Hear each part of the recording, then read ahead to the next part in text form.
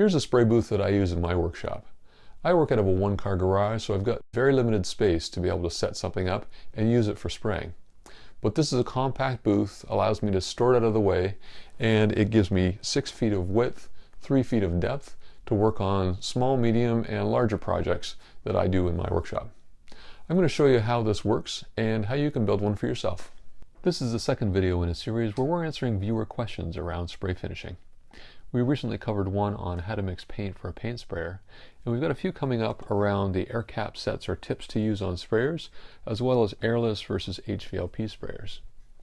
Coming up, we've got another video as well around clear finishes. So if you subscribe down at the bottom here, you'll be notified when the next videos come out.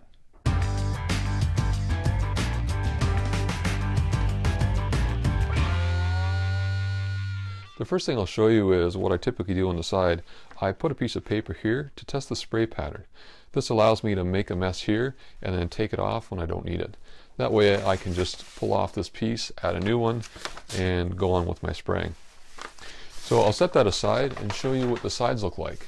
This material is only a $6 drop cloth. It's a paper drop cloth and it's got a plastic back to it. So this gives me just enough coverage that I need, and the plastic, the assurance that none of this is going to bleed through. And this is 12 feet by 9 feet, so I've got plenty on the width, and on the floor it gives me about 3 feet. I just put these on with clips, so you can see here what the frame looks like.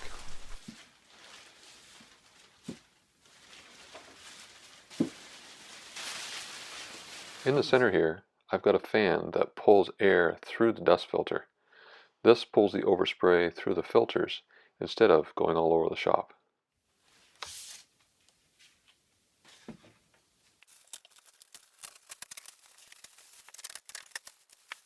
This is the drop cloth folded up. You can see it's very compact. With that out of the way, you can see the frame here that I built for holding in the filter. It's got some stops here, and if you'd like plans for this, they're on our website. You can look at here, we've got a filter that I put in place. And I actually use 2 filters depending on what I'm doing. This one in front catches a lot of the heavy particulate, and this one catches the fine particulate. And you can see how well it works compared to a new filter. So I've been spray painting with some black paint, and you can see there's a fine dust that's been collected right across that filter.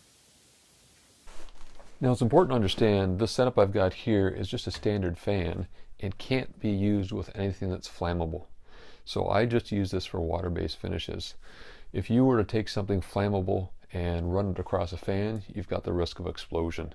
So this is water-based finishes only. So depending on what type of fan you have, all you need to do to connect it to this frame is have some sort of box. It's really difficult with a round fan. If you've got a box fan, you've got a nice square to work with, and it's just connecting to make sure that the outside of the fan edge, there's no air gaps from there to the filter, and that will just force the air through the filter. To show you how effective this is, this household fan is just running on the lowest setting possible, and I've got a see-through filter here, so there's not much material that's holding it back here. If I just set it in the bottom and let the air take it, it goes right in. So I usually run this on the high speed.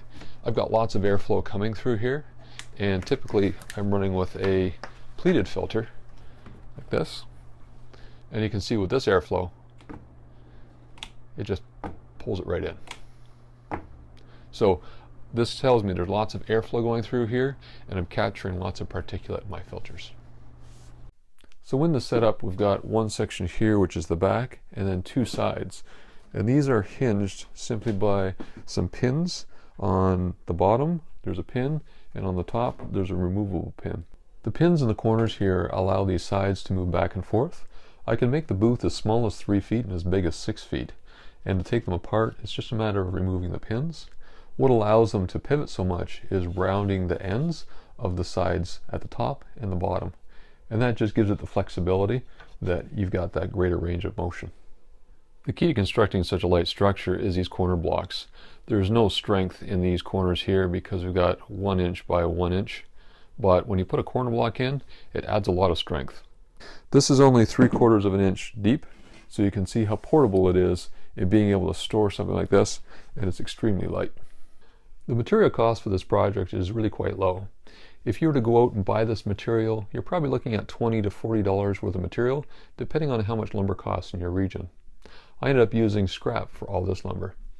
And the drop cloth cost me $6. The filters were $5 to $10 depending on the quality, and I already had an existing fan, so that didn't cost anything.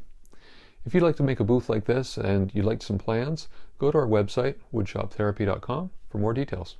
With this spray booth now knocked down, this package is only 3 inches deep and it's only about 10 pounds. So it's really compact and easy to store for a small shop.